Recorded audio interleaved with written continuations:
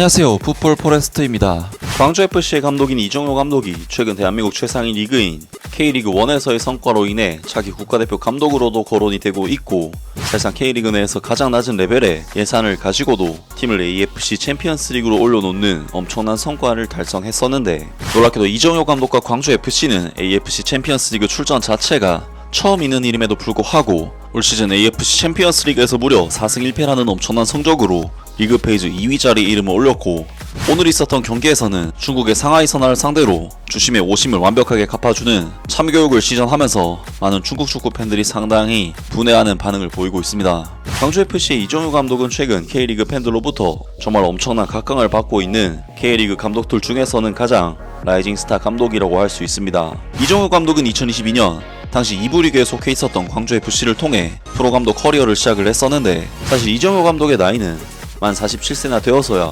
프로감독으로서 데뷔를 할 수 있었던 것이기 때문에 프로감독으로서 데뷔 자체가 상당히 늦어진 감독이라고 할 수 있는데요. 하지만 이정효 감독은 광주FC 감독 부임 첫해 프로감독으로서는 데뷔 시즌이었음에도 불구하고 막강한 공격력을 보여주면서 K리그2 우승을 차지해 1부 리그로 승격을 달성했고, 놀랍게도 승격팀으로서 참가한 2023 K리그1에서는 울산, 포항에 이어 리그 3위를 차지하는 정말 엄청난 대파란을 일으키면서 이번 시즌에 개편된 AFC 챔피언스 리그 엘리트에 출전을 할 수가 있었습니다. 사실 광주FC로서는 자금력에 한계가 있었기 때문에 팀 창단 10년 동안 단 한 번도 1부 리그 상위권에 이름을 올린 적이 없었고, 당연히 챔피언스 리그 출전 자체가 구단 역사상 최초로 있는 일이기 때문에 2부 리그 우승부터 AFC 챔피언스 리그 진출까지 이뤄낸 이정효 감독의 업적을 많은 팬들이 인정하고 있는 상황인데, 놀랍게도 광주FC는 지난 9월에 있었던 2024-25 시즌 AFC 챔피언스 리그 엘리트 리그 페이지 1차전에서 일본의 명문 구단이자 B클럽인 요코하마 F 마리노스를 7대3으로 박살내버리는 대사건을 일으키면서 한국과 일본의 많은 축구 팬들을 그야말로 충격의 도가니로 빠뜨렸었는데요. 그리고 광주FC는 이어진 2024-25 시즌 AFC 챔피언스 리그 엘리트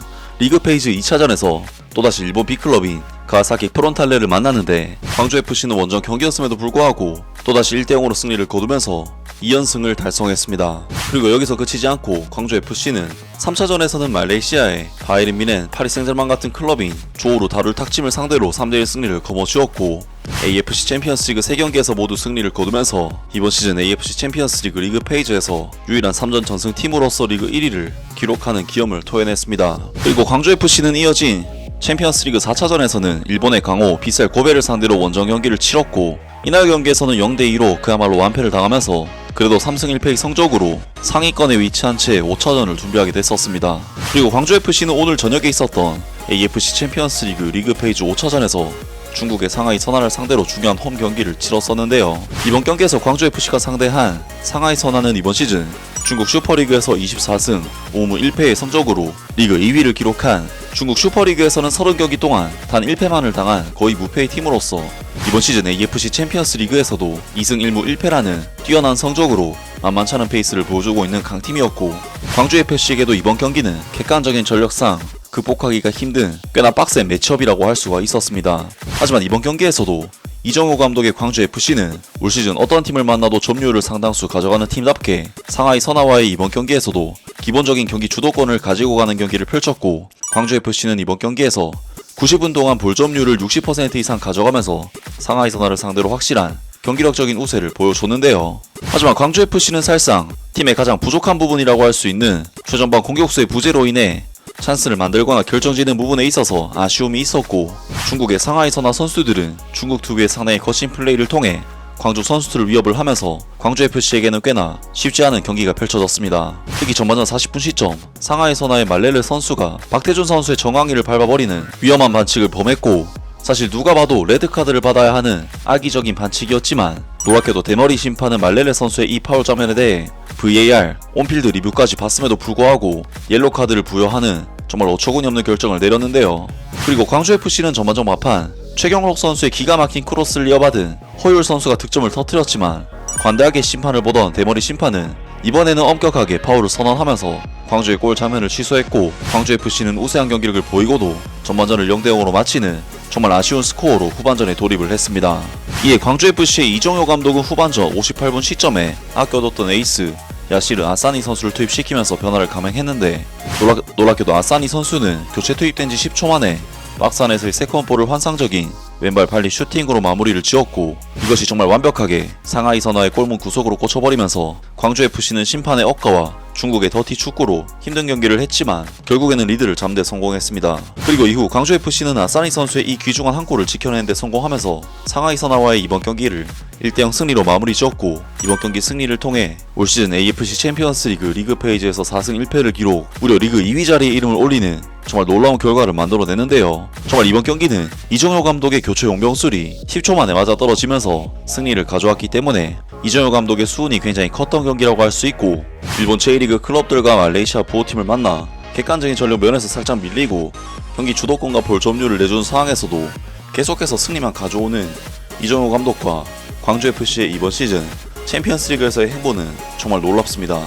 광주FC는 3경기 남기고 9위권과 승점 6점 차이를 두는 사실상 편하게 남은 일정을 준비해 토너먼트에 진출할 수 있는 상황이고, 남은 경기에서 충분히 좋은 결과를 얻어서 토너먼트 라운드로 진출할 가능성이 매우 커졌다고 할 수가 있겠습니다. 반대로 상하이 선화 입장에서는 이번 경기 패배로 인해 토너먼트 진출을 장담 많은 중국 축구 팬들이 상당히 분해하는 반응을 보이고 있습니다.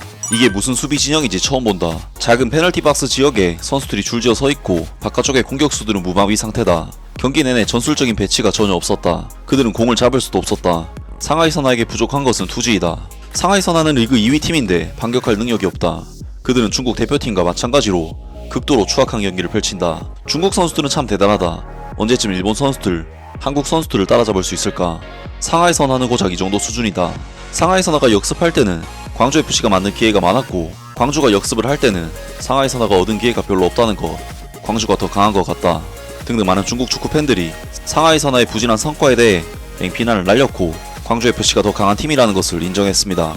확실히 이정효 감독은 단순히 팀의 전체적인 빌드업이나 압박에 대한 디테일도 굉장히 높은 수준으로 구사하는 모습을 보여줬지만, 선수 한 명 한 명의 특성을 고려한 세부적인 전술과 선수 개개인의 역할에 대한 주문 등 세부적인 부분에서 특히나 깊이가 있었기 때문이라고 할 수 있고, 선수 한 명 한 명이 살아서 움직이는 듯한 플레이를 보여주는 광주의 경기력은 당연히 처음 접하는 AFC 챔피언스리그 팀들에게는 대처하기가 어려운 유형의 팀이라는 생각이 듭니다. 물론 이정효 감독은 워낙에 뚜렷한 자기만의 색깔과 자기 주장을 펼치는 감독인 만큼 간혹 인터뷰에서 투머치한 태도로 논란이 되기도 하는데, 적어도 자신만의 소신을 가지고 자신이 원하는 경기를 하겠다는 의지만큼은 정말 머리 끝까지 차있는 감독이고, 전술적인 부분에 있어서도 기존의 한국 감독들과는 차별화된 디테일한 빌드업과 유기적이고 다양한 공격 전개를 보여주는 감독인 만큼 만약 선수단이 잘 갖춰진 대한민국 대표팀에 부임을 한다면 어떤 모습일까 하는 궁금증을 많은 팬들이 실제로 가지고 있는데요. 물론 이정효 감독은 프로에서 이제 3년차인 감독이기 때문에